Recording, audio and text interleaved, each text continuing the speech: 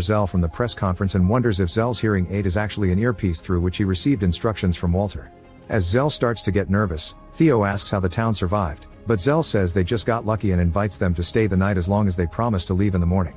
After Zell leaves, Cole says he doesn't believe him and still thinks they're in the simulation, so he announces he'll go to the bar for a drink. The crew comes along and after they share a few drinks, Cole flirts with a girl and they end up leaving together. The group waits for Cole to come back, but eventually the bar has to close, so they accept Cole isn't returning and the trio goes back to the diner.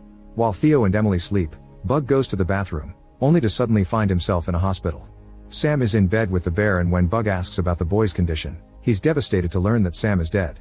A crying Bug reappears in the bathroom and finds a menu on the floor with a picture of the owners, who are not Zell and his wife. Bug wants to warn the others but when he leaves the bathroom, he finds Sam in the hallway. The boy suddenly runs away and Bug tries to follow him, but he gets caught in a loop of the same corridor until he bumps into Zell. The next morning marks the start of day 399.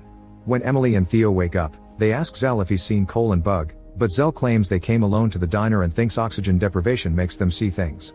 A frustrated Theo begins moving things to look for microphones, so Zell tells them to go back to the ship.